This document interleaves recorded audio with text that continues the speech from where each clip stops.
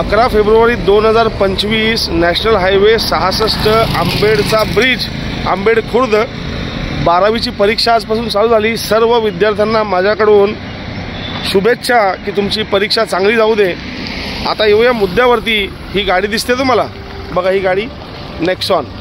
बघा आता ज्या गोष्टीसाठी मी खटाटोप करतो, नेहमी व्हिडिओ पोस्ट करत असतो, तरीही प्रशासन वचक नसल्यामुळं ठेकेदार जुमानत नाहीत आणि लोकांचे जीव किंमत नाही आहे। बघा काय झालं ते।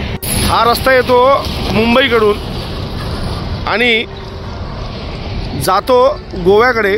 MH8ची गाडी नेक्सॉन, त्या ड्रायव्हरची काहीच चूक नसणार आहे, कारण इथं ना बोर्ड आहे ना दिशादर्शक फलक आहेत। आणि ह्या रस्त्याची क्वालिटी तुम्ही बघू शकता की डायरेक्ट त्यांनी काय केलं आहे, हा पूल तर अर्धवट आहे, सोडा तिकडचं आता केलं आहे, आता इकडे बघा अशी गाडी डायरेक्ट त्यांनी खाली उतरली।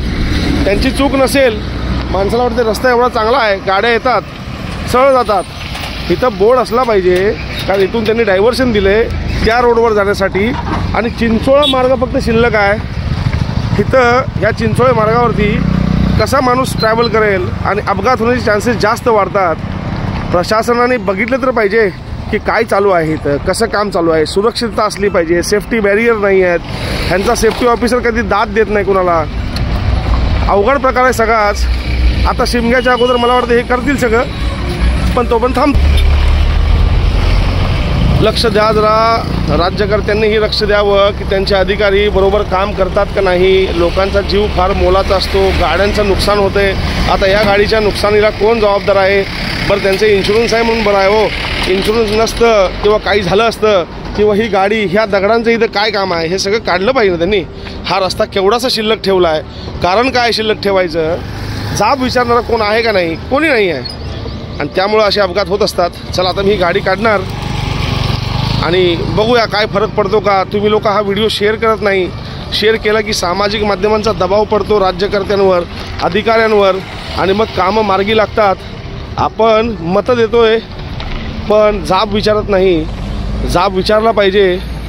राष्ट्रीय महामार्ग म्हणजे केंद्र सरकारचं काम आहे हे, आणि कोणच लक्ष देत नाही। बघा आता हे गाड्या एवढ्या चिंचोळा मार्गावरून रात्री समजा कुठली गाडी आली, त्यांना वाटलं की बाबा हायवे सरळ आहे, आणि जर तो सरळ गेला नुकसान फार होऊ शकते।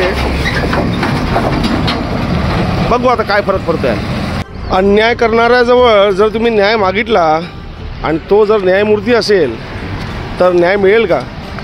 शक्यता धुसर म्हणजे नाकारण्याजोगीच कामगिरी आहे ही। केंद्र शासन लोकांच्यासाठी काम करतं, लोकांच्या सोयीसाठी रस्ते निर्माण करतं, पण रस्ते निर्माण करताना आत्तापर्यंत जेवढी माणसं हताहत झालीत त्याची जबाबदारी घेत नाही ना ठेकेदार, ना अधिकारी, ना सरकार। मग सामान्य माणसांनी न्याय मागायचा कोणाकडं?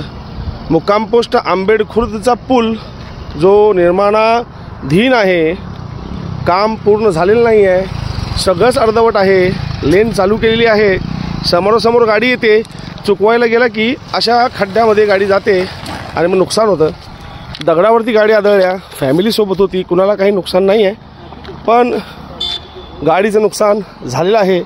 हा बघा दगड, ह्याच्यावर गाडी रेस्ट झाली होती, आता मी गाडी उचलल्या, चला नेऊन पोचूया गाडी। आता जागे कशी होतात बघा, अपघात झाला की ही जागी झालीत बघा। आता आलीत बॅरिकेड लावायला, अजून व्हिडिओही पोस्ट केलेला नाही, मी अपलोड केलेला नाही अजून, लगेच आलीत बघा। म्हणजे मी नाही त्यातली आणि कडी घाल आतली, प्रकार लक्षात आला तुमच्या?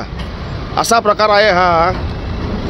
धम्म प्रशासन, निर्ढावलेले ठेकेदार आणि सामान्य जनता अशीच मरणार आहे।